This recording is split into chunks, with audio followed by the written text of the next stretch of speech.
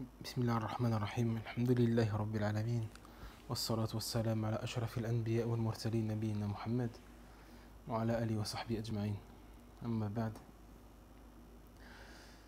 Donc on poursuit notre explication du chapitre de la prière de l'épître Al-Akhdari dans le fiqh malikite. Donc au cours précédent on a vu les temps des prières obligatoires, et là on va voir les temps des prières surérogatoires. C'est-à-dire là on va voir quand est-ce qu'il est interdit ou quand est-ce qu'il est détestable aussi de prier les prières surérogatoires. Donc l'auteur dit ولا تصلى نافلة بعد صلاة الصبح إلى ارتفاع الشمس. On ne prie pas de prière surérogatoire après la prière du subh jusqu'à ce que le soleil soit haut dans le ciel. Donc là l'interdiction n'est pas générale.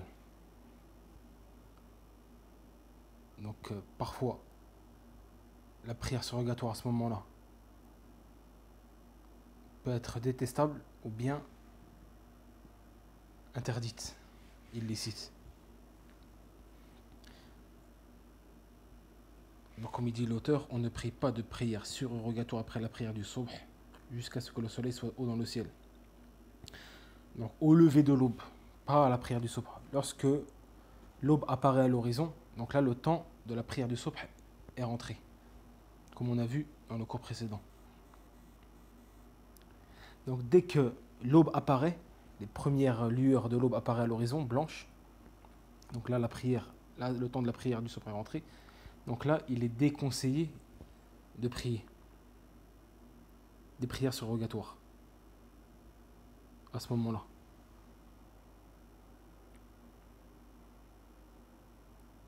Jusqu'à la prière de l'aube. Une fois la prière de l'aube accomplie, il est encore détestable d'accomplir des prières surrogatoires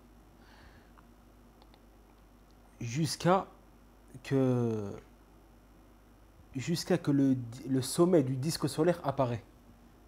Donc avant la prière de l'aube, la prière de salat subh, au moment du lever de l'aube jusqu'à la prière, il est déconseillé, il est détestable, ici c'est pas haram, mais détestable de prier des prières surrogatoires. Une fois la prière de l'aube accomplie, il est détestable aussi encore d'accomplir des prières surrogatoires jusqu'à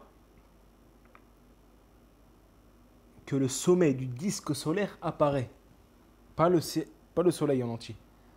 Dès qu'on voit le sommet du disque solaire à l'horizon, la pointe, là c'est plus détestable, mais c'est haram. Là ça va être haram, c'est interdit là de prier. Là c'est plus détestable, mais c'est interdit. À partir du moment où le sommet du disque solaire apparaît à l'horizon, là il est haram d'accomplir des prières jusqu'à que le soleil apparaît complètement. Dès que le soleil apparaît complètement à l'horizon, alors là la prière surrogatoire va redevenir détestable. Donc les prières surrogatoires ici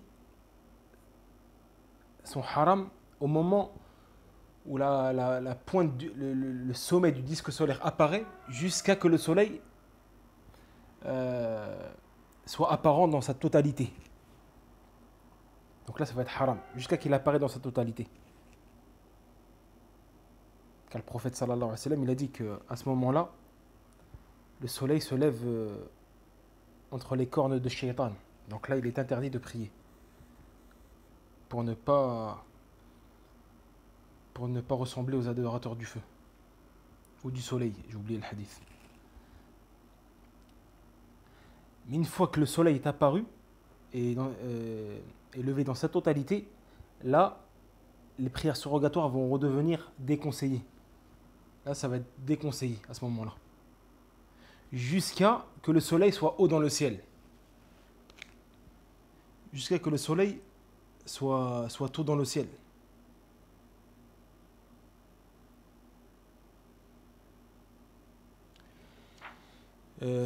C'est à peu près, il faut attendre un quart d'heure à peu près. On attend un quart d'heure, 20 minutes à partir du moment où le disque solaire, le sommet du disque solaire apparaît. Donc tu calcules 20 minutes. Au bout de 20 minutes, les prières surrogatoires seront recommandées. Donc là, voilà pour ce qui est le jugement d'accomplir des prières surrogatoires à ce moment-là, au moment du Fajr.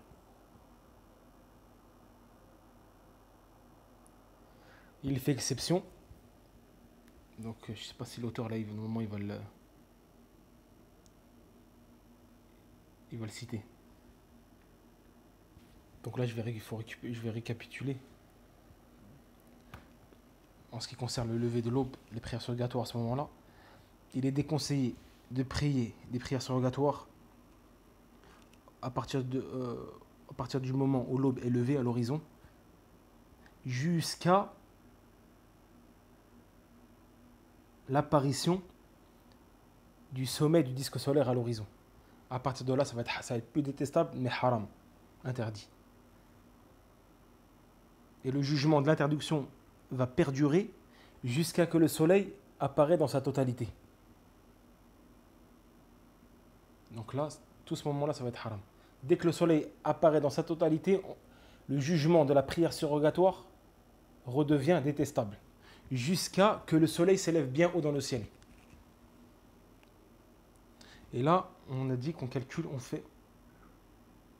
à peu près 15-20 minutes entre l'apparition du sommet du disque solaire et le fait qu'il soit haut dans le ciel. On attend 20 minutes à partir de ce moment-là. Donc dans les mosquées, par exemple, sur les tableaux ou bien dans les calendriers, la kulihel, que ce soit sur les téléphones ou sur les tableaux électroniques dans les mosquées, il y a marqué par exemple shuruq à 6 heures par exemple. Et ben toi tu attends un quart d'heure 20 minutes pour prier.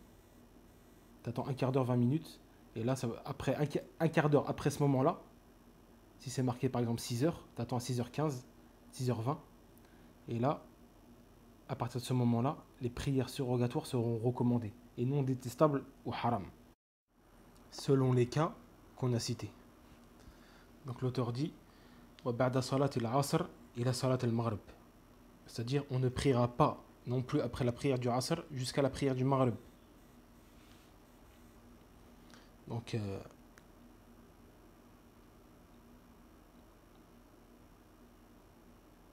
là, il est détestable. Il est détestable de prier après, une fois que la prière du Asr est accomplie. Une fois que la prière du Asr est accomplie, les prières surrogatoires sont détestables.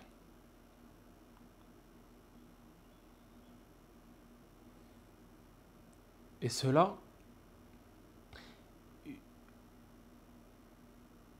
jusqu'à que le soleil se couche.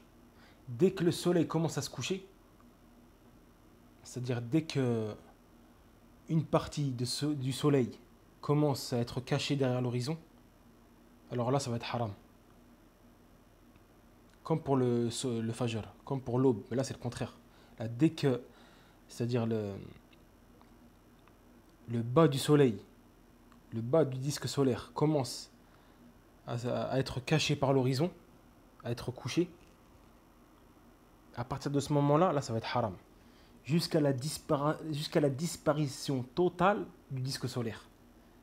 Là ça va être haram. Dès que le disque solaire a disparu complètement derrière l'horizon, alors là, l'accomplissement des prières surrogatoires redevient détestable. Jusqu'à l'accomplissement de la prière du Maghrib. Une fois la prière du Maghrib accomplie, l'accomplissement des prières surrogatoires devient recommandé.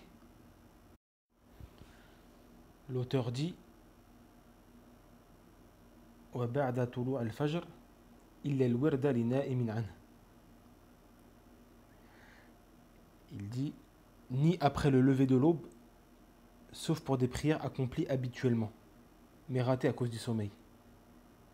Donc là, il te dit on ne priera pas aussi après le lever de l'aube, sauf pour des prières accomplies habituellement, mais ratées à cause du sommeil. Donc là on a vu cela au début du cours. Que après le lever de l'aube, il est détestable. Dès que l'aube apparaît à l'horizon, les premières lueurs blanches, c'est-à-dire que là, cela prouve que le temps de la prière du Fajr est rentré. Le temps du Fajr est rentré. Donc là, on a dit tout à l'heure que là, ça va être détestable. Sauf pour des prières accomplies habituellement mais ratées. Donc déjà, les 2 unités de prière qui sont sunnah avant le Fajr, ça c'est recommandé. Ces 2 unités-là font exception de la règle. Les 2 unités de l'aube, juste avant la prière du Subh. Ces 2 unités-là sont recommandées, de faire 2 unités de prière avant la salat Subh. Ces 2 unités-là font exception de la règle. Là, c'est recommandé, à ce moment-là. Et aussi, sauf pour des prières accomplies habituellement, mais ratées. C'est-à-dire, al-shafa' ou al-witr. Quelqu'un qui a l'habitude de faire la prière de nuit et qui l'a ratée soit par oubli, ou par maladie, ou par sommeil. Alors là, il lui est légiféré de le rattraper après la levée de l'aube et avant salat subh. Après la levée de l'aube et avant d'accomplir la salat du subh. Il lui est légiféré de rattraper son witr ou son shafa'. Ou même sa prière de nuit. S'il a l'habitude par exemple de prier 4, 6 rak'at et avec le witr ça fait 7, ou 4 avec le witr ça fait 5, et qu'il ne l'a pas fait dû à un oubli ou au sommeil ou à la fatigue, il peut le faire après le lever de l'aube et avant d'accomplir la salat subh. Il peut le faire, même le witr. Il n'a pas fait le witr, il a oublié, il était fatigué, etc. Il peut le faire du moment qu'il n'a pas accompli salat al-fajr. Là, ce qui compte, c'est l'accomplissement de la prière du subh et non le lever de l'aube. Contrairement à certaines écoles juridiques qui disent non, à partir du moment où le lever de l'aube est rentré, tu peux plus prier le witr. Dans l'école malikite et je ne sais plus quelle école aussi, ils te disent non, ce qui compte, c'est l'accomplissement de la prière de l'aube et non le lever de l'aube. Donc tant que tu n'as pas accompli le lever de l'aube, tu peux encore prier le witr, tu peux le rattraper. Si tu avais une excuse valable, tu as oublié, tu étais fatigué ou tu t'es endormi, etc. Pareil le shafa', les 2 rak'at juste avant le witr. L'auteur dit وعند جلوس إمام الجمعة على المنبر وبعد الجمعة حتى يخرج من المسجد. L'auteur dit ou lorsque l'imam de la prière du vendredi s'assoit sur le minbar, ou encore de la fin de cette prière jusqu'à sortir de la mosquée. C'est-à-dire que dès lors que l'imam s'assoit sur le minbar, sur sa chaire, à partir d'ici, il est interdit d'accomplir une prière surrogatoire jusqu'à qu'il finisse son sermon du vendredi. Car écouter le sermon du vendredi est une obligation. Et la prière détourne l'esprit de cette obligation. Et le prophète sallallahu alayhi wa sallam, il dit dans un hadith, lorsque le jour du vendredi, vous dites à votre voisin, tais-toi, alors que l'imam parle, prêche, alors vous avez rompu le silence. Vous avez rompu le silence. Et donc, c'est-à-dire que là, tu as diminué ta récompense du vendredi. Ta récompense, à cause de cela, va être diminuée. Car tu t'es distrait du prêche du vendredi, de ce que l'imam dit. Alors qu'il t'est obligatoire d'être attentif à ce qu'il dit. Pour t'exhorter, te rappeler, monter ta foi, etc.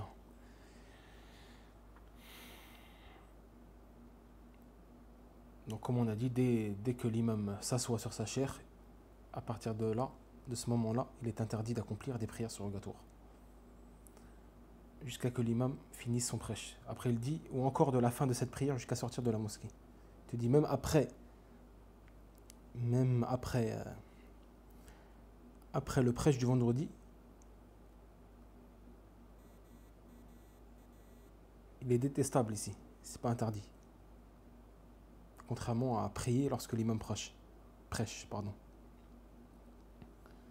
Là, c'est interdit. Mais lorsque la prière est finie, du vendredi, là, il est déconseillé de prier directement après, jusqu'à sortir de la mosquée. Ou attendre un moment avant de prier, prière surrogatoire. Même si on reste à la mosquée, mais on attend un petit moment avant d'enchaîner une prière surrogatoire. Ou bien jusqu'à qu'on rentre chez soi. Il y a certains cas aussi où il est interdit de prier des prières surrogatoires que l'auteur n'a pas cité vu que c'est un concis, c'est un résumé, c'est pour les débutants. Par exemple, quand il ne reste pas assez de temps pour l'obligation. Donc là, il est interdit pour moi d'accomplir une prière surrogatoire. Car le temps qu'il reste n'est pas assez suffisant pour que j'accomplisse une prière surrogatoire plus ma prière obligatoire. Admettons que j'ai pas fait la Asr par exemple, et il reste à peine 5 minutes avant l'entrée du Maghreb. Donc là, si j'ai accompli une prière surrogatoire juste avant, elle va me distraire et m'empêcher de prier le Asr en son temps. Donc là, il est interdit et haram de prier une prière surrogatoire. Pourquoi? Pour ne pas justement faire sortir, à cause de la prière surrogatoire, la prière obligatoire de son temps. Aussi un cas que l'auteur n'a pas cité, où il est interdit de prier des prières surrogatoires lorsqu'on se rappelle d'une obligation qu'on n'a pas priée. Lorsqu'on se rappelle d'une prière obligatoire qu'on n'a pas priée. Admettons qu'une personne a oublié de prier al-Dhahr et se rappelle le lendemain ou le même jour, le jour même, se rappelle qu'elle n'a pas prié al-Dhahr. Donc là, il lui est interdit de prier une prière surrogatoire tant qu'elle n'a pas accompli, tant qu'elle n'a pas rattrapé sa prière obligatoire. Donc tant que tu n'as pas rattrapé ta prière obligatoire, il t'est interdit d'accomplir une prière surérogatoire. Pareil, lorsque tu es en prière, admettons que tu accomplis 2 unités de prière surérogatoire et que pendant celle-ci, tu te rappelles que tu n'as pas prié une prière obligatoire. Que ce soit aujourd'hui, hier, avant-hier, etc. Donc là, il est obligatoire que tu coupes et tu interrompes ta prière surérogatoire. Il est interdit que tu continues, que tu la termines. Car tu t'es rappelé d'une prière obligatoire que tu n'as pas priée. Donc parmi aussi les cas où les prières surérogatoires sont interdites, les temps où les prières surérogatoires sont interdites, l'iqama, de la prière en cours. Donc lorsqu'il y a l'iqama à la mosquée, je suis à la mosquée, il y a l'iqama. Donc à partir du moment où il y a l'iqama de la prière obligatoire, là il est interdit que j'entame une prière surérogatoire. Il est interdit. Ou de la continuer. Admettons que j'ai entamé, juste avant l'iqama, 2 unités de prière surérogatoire, puis l'iqama de la prière obligatoire intervient, alors il est obligatoire pour moi de l'interrompre. Sauf s'il reste moins d'une unité de prière. Si par exemple je suis à l'inclinaison de la dernière unité de prière, ou bien au soujoud de la dernière unité de prière, alors là, je la termine rapidement. Donc voilà pour ce qui est des temps des prières obligatoires et surérogatoires. Prochain cours, Inch'Allah, on verra les conditions de la prière. Wallahu a'lam wa sallallahu ala nabiyyina Muhammad.